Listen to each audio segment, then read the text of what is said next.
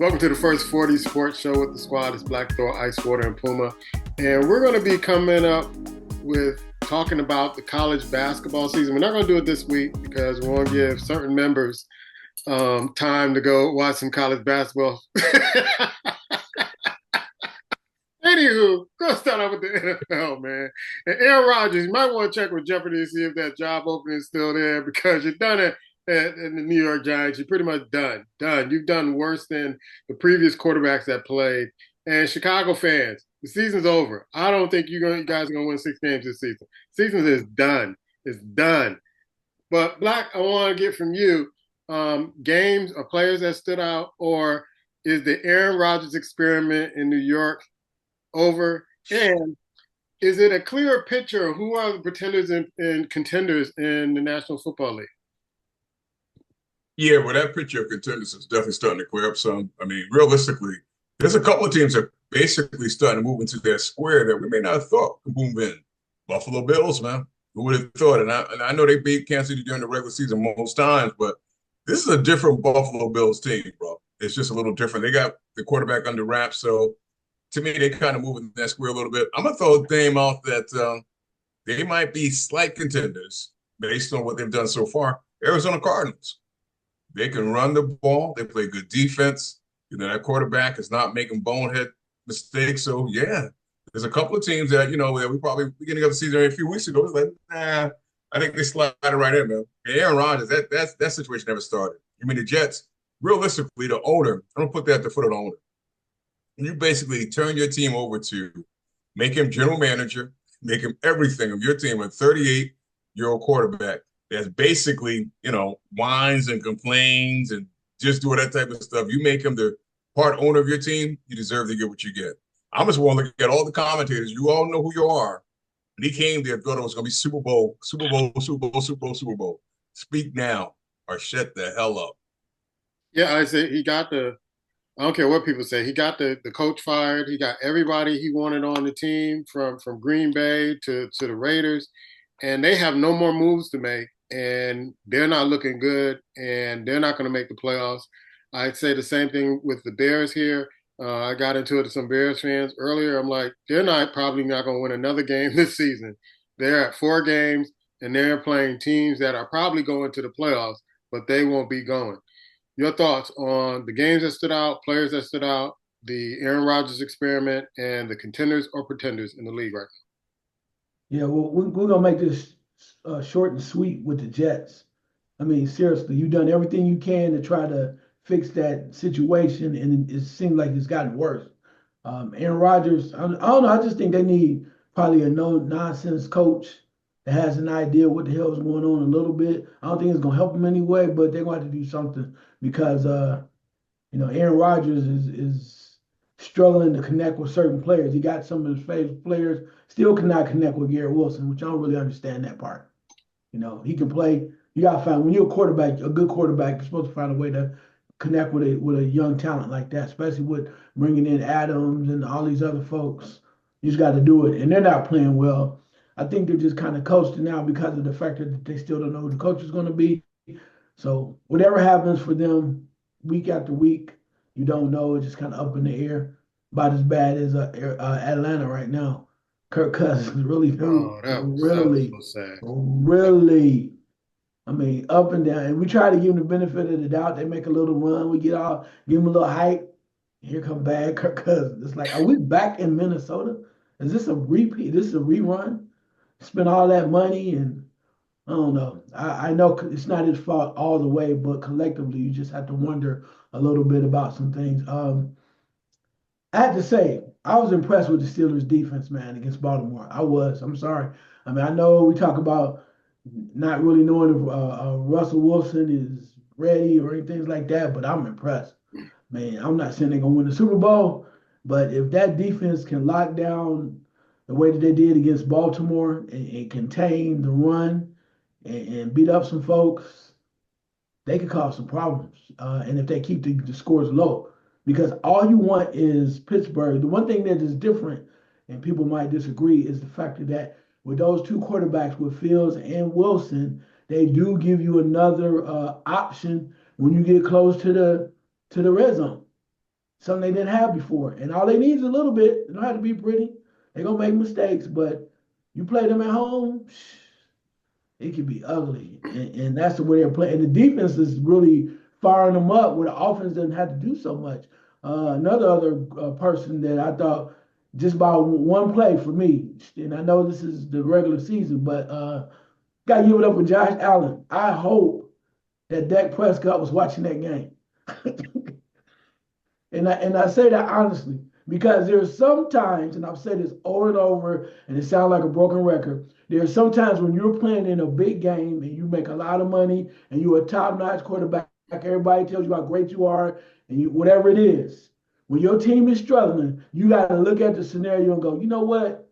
I'm about to make a damn play. And when Josh Allen ran that little scramble and bounced around about 19 times, he said, I refuse to be denied. I know it's Kansas City. I know they're undefeated. The hell with that. Why not us? And he ran that ball crazy as it was. And he was like, yeah, I'm taking this. So somebody like a Dak Prescott, I know it's not all your fault, but damn, bro. Sometimes you just got to make more than one play. You got to make a play. You made a play against Pittsburgh. You know what I'm saying? You got to make a damn play. That's what football's about when you play quarterback. I know you can't always do it by yourself, but there's a reason why, and I won't get up just too long, but there's a reason why, as great as Patrick Mahomes is, right? They have been through 99 damn wide receivers. And dude is like, I don't care. You give me a little something, people that's hungry, I'm gonna find a way. And that's what they've been doing. So I'm just looking for more quarterbacks or somebody like that. But I don't know. A couple other things real quick, if I may. Sad to see the Bengals, man. Offense play the way that they do, and the defense is just sad to watch that at all. You mentioned about some contenders. Black Thor kind of stole my thunder about that third seed in Arizona. That's impressive as hell to me right now because I didn't see them coming. Of course, I said the Steelers earlier.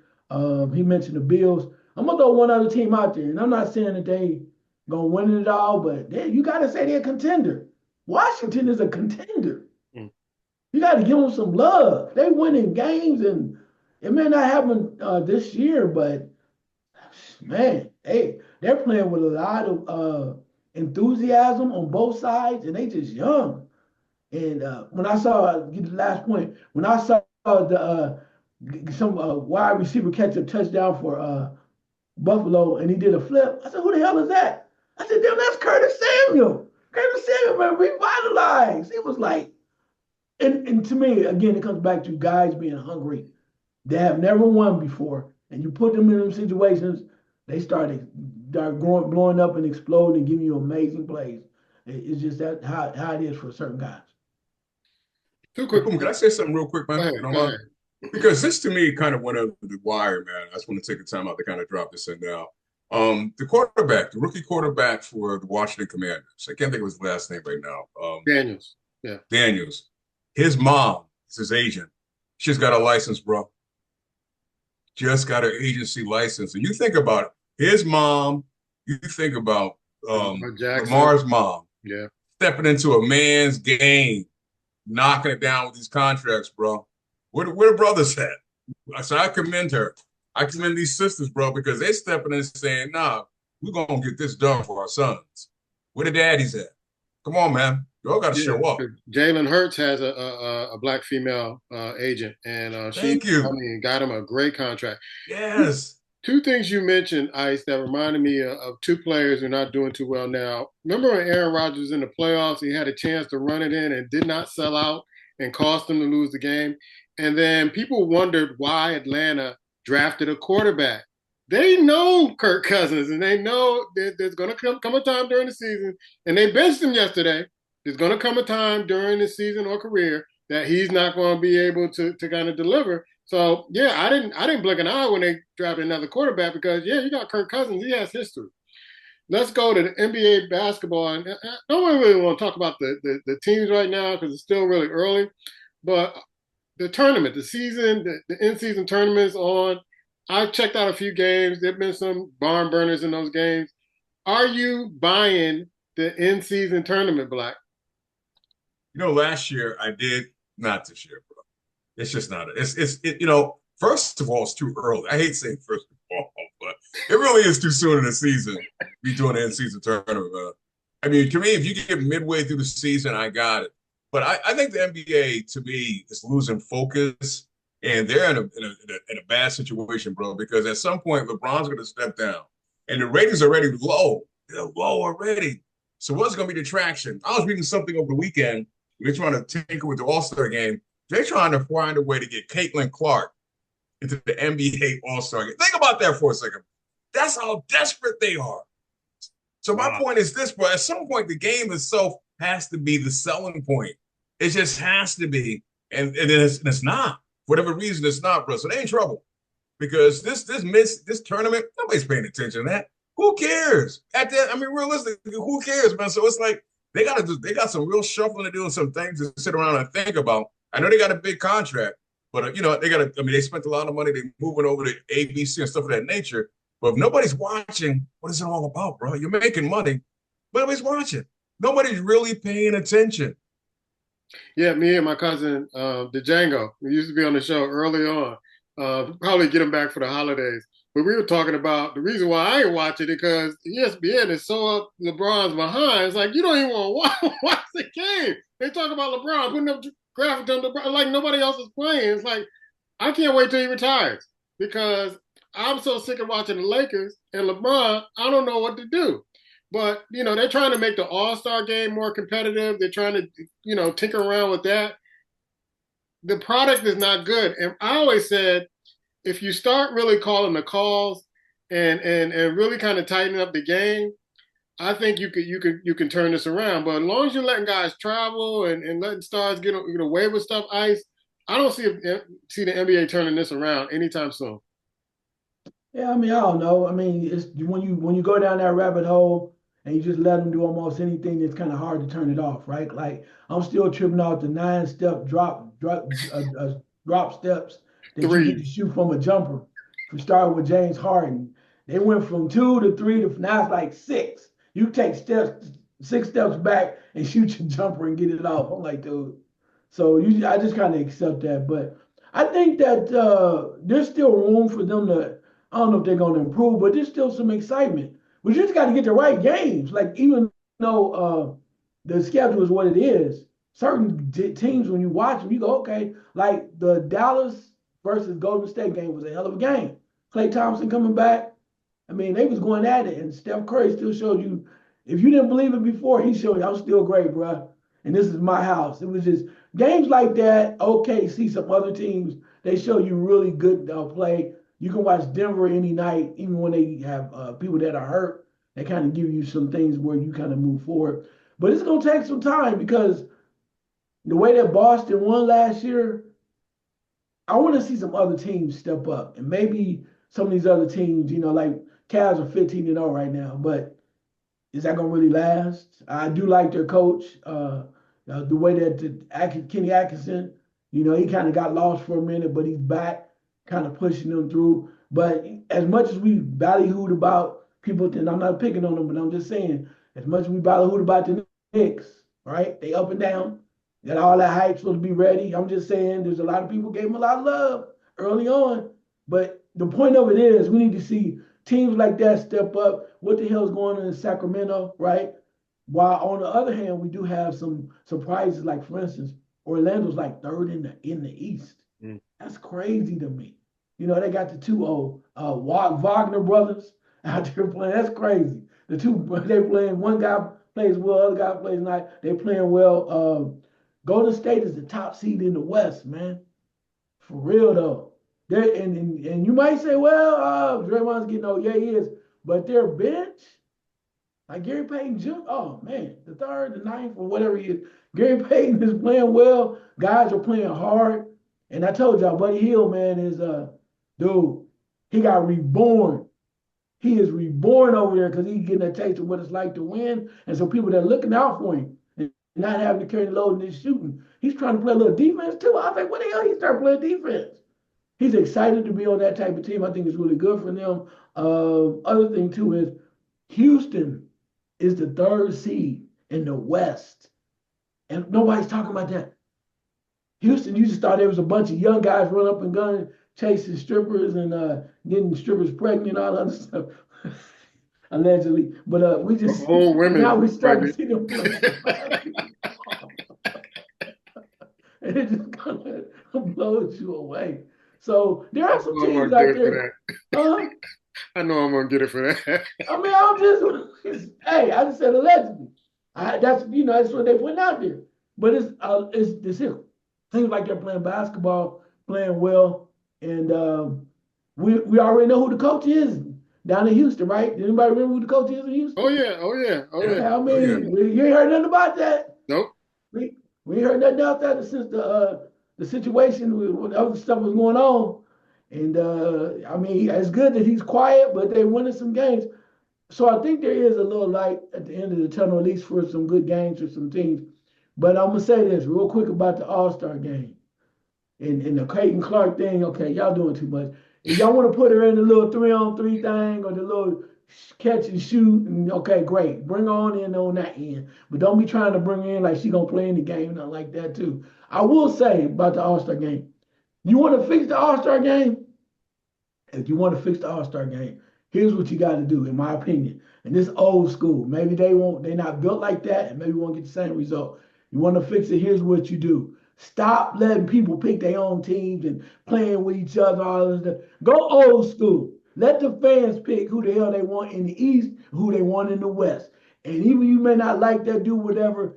Competition is going to force you to go, damn it, we trying to win. That's what they used to do back in the day. Back in the day, when Artis Gilmore suited up for the Bulls on the East, and whoever else, Jabbar was coming on the West, Bob Lanier was over there on the other, you know in the hell, you better not come in the lane, coming in soft. Because they took that shit personal.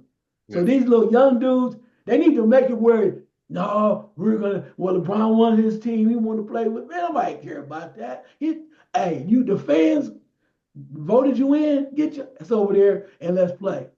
Put something on the line. I know they can't take money from them, but I do something. I come up with something with a nice package or some prize because they got all those sponsors and make it where when you lose, it hurts. You got to go back to the school to a point where, because they don't care. They just walk around. The game doesn't mean anything. NFL Pro Bowl. The game doesn't mean anything anymore. It doesn't. It doesn't, but it's down to 7-on-7 over there. I'm still waiting on NFL Pro Bowl flag football. The Legends versus the current day players. I'd rather watch that flag football game. Anyway, right. I don't know, but I think you just gotta make it where it's to a point where you don't give them a chance to, you don't make it where you give them a chance to where they dictate it.